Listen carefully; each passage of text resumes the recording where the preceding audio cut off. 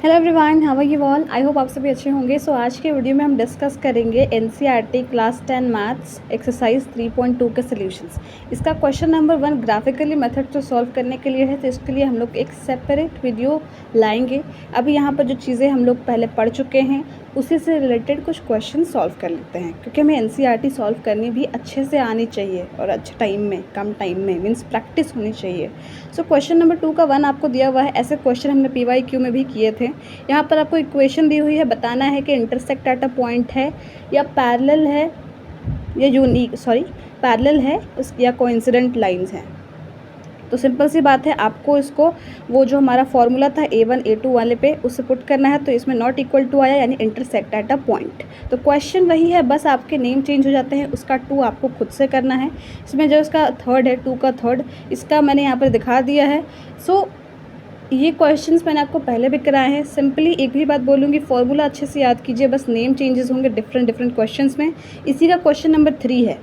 3 में पूछा गया कंसिस्टेंट है कि इनकंसिस्टेंट है। तो कंसिस्टेंट और इनकंसिस्टेंट की सिंपल सी बात है कि कंसिस्टेंट मतलब ऐसा कोई भी इक्वेशन जिसका सल्यूशन हो, और हमें पता है जो हमारा फार्मूला था उसमें 2 का सल्यूशन है, 1 का नहीं है, वो पैरेलल लाइन वाले का नहीं है। तो यहाँ पे नॉट इक्वल टू आया है, यानी A1/A2 is not equals to B1/B2।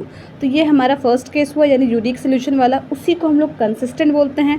अगर आपको दिक्कत हो रही है कंसिस्टेंट में, तो सिंपल सी बात याद रखिए, जिसका सोल्यूशन है वो कंसिस्टेंट और जिसका नहीं है वो इनकंसिस्टेंट। तो इसी का एक और क्वेश्चन है, इसको अभी आपको सॉल्व करना है। बस आपको ऐसे ही क्वेश्चंस गिवन रहेंगे। सो ये भी एक क्वेश्चन है, इसमें आपको फ्रैक्शन फॉर्म में दिया हुआ है और एक सिंपल फॉर्म में दिया हुआ है। तो दोनों को पुट करना है फॉर्मूला पे, और फॉर्मूला पुट करने के बाद ये दोनों को सॉल्व करना है। यहाँ पर सॉल्व करने के बाद हमारा चेक करना है। अब एक दिक्कत होती है, चेक कैसे करें। तो सिंपली जो वैल्यूज़ आएंगे चेक करना है इक्वल है कि नहीं है, तो कंडीशन बैठा देनी है। तो यहाँ पर पहला वाला नहीं इक्वल था, तो इसलिए कंसिस्टेंट। नाउ यहाँ पर हमारा क्वेश्चन नंबर 5 है कि एक हाफ पेरीमीटर दिया हुआ है रेक्टेंगुलर गार्डन का, जिसका लेंथ है 4 मीटर ज़्यादा उसके वाइड यानी ब्रेथ से।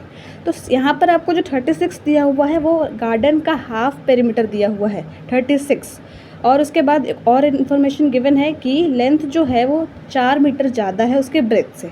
सो हमें ब्रेथ तो पता ही नहीं है, तो ब्रेथ को हम लोग सबसे पहले मान लेंगे x और लेंथ को मान लेंगे x+4, क्योंकि जो हमारा लेंथ है वो ब्रेथ से 4 ज़्यादा है, 4 मीटर।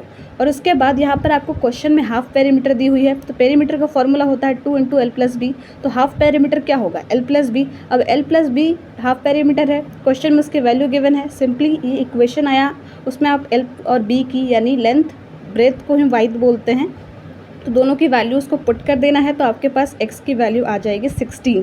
अब x हमने किसको माना था, वाइड यानी ब्रेथ को। तो आप x की जगह 16 लिख दो। लेंथ निकालनी है तो लेंथ है x+4 यानी 20।